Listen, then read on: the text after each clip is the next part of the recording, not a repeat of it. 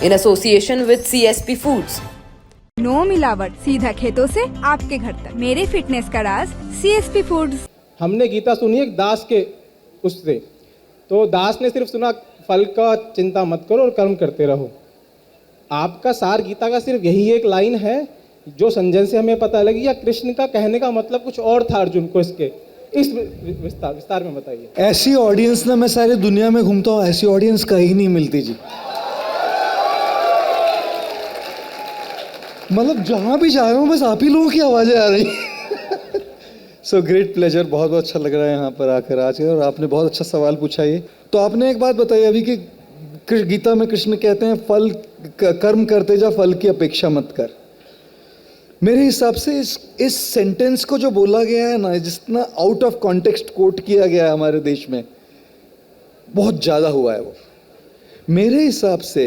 अब आप सोचिएगा, अगर कोई कहे कि कर्म करते जा और फल की अपेक्षा मत कर, तो फल मिलेगा कैसे?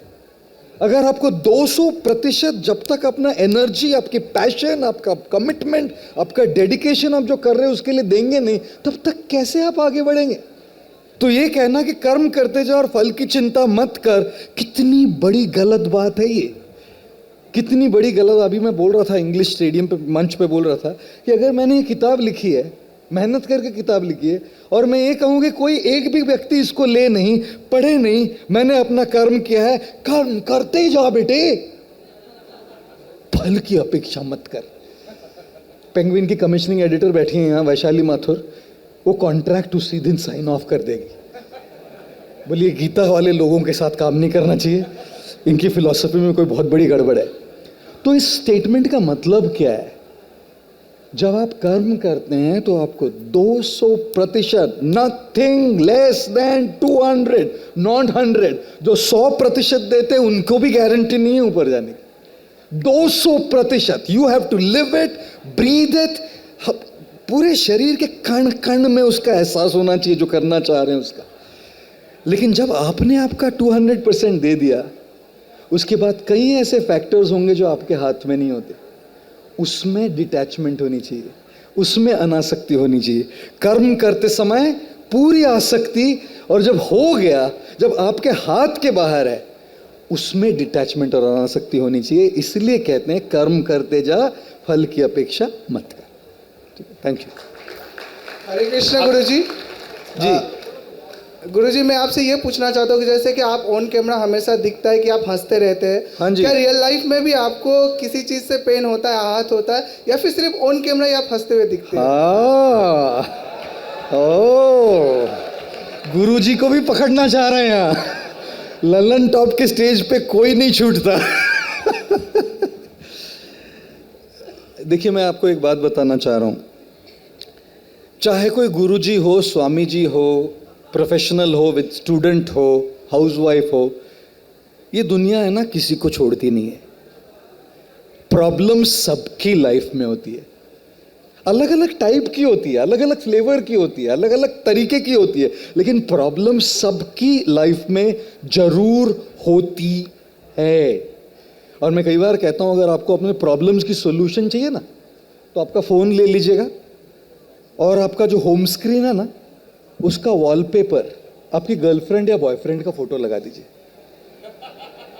और जब भी बहुत सीरियस प्रॉब्लम आए ना, यूं उठा लीजिए और देखिए, और अपने आप को कहिए, अगर ये हैंडल कर सकता हो तो दुनिया में कुछ भी हैंडल कर लूंगा मैं।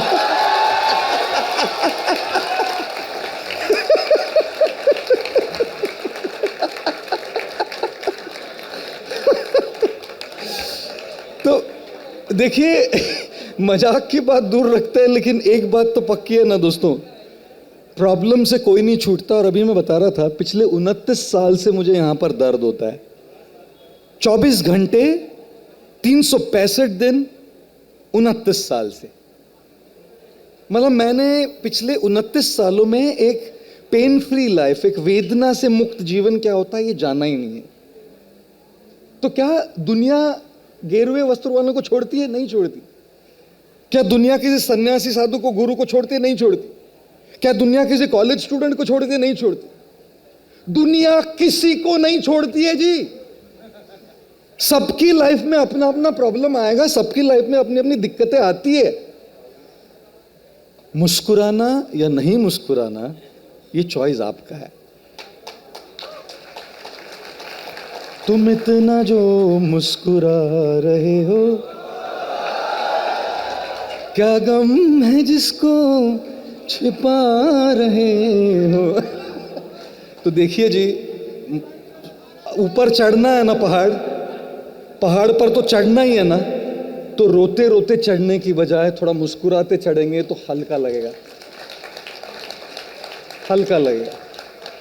तो ये मत सोचिएगा कि कैमरा में इसकी मुस्कुराहट कैमरा पे है और कैमरा के पीछे नहीं है। कैमरा के पीछे मुझे भी पेन है, कैमरा के पीछे मेरी भी समस्याएं हैं, लेकिन मैंने चूज किया है कि करना ही है ना,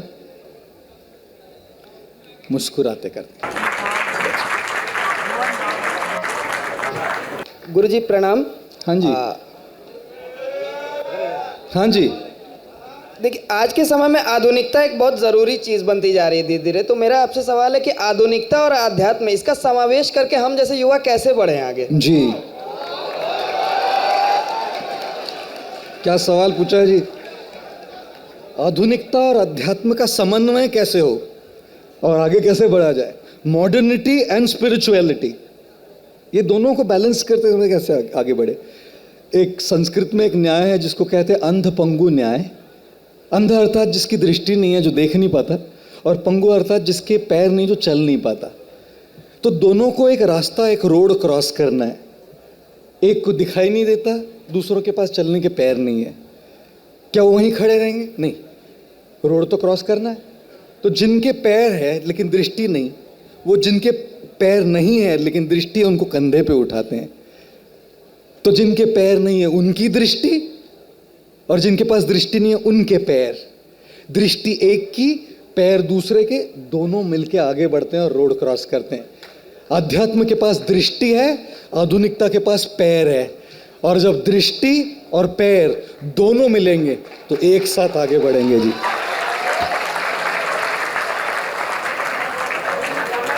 हाँ जी, राधे राधे गुरुजी। हाँ जी, राधे राधे गुरुजी। राधे राधे जी।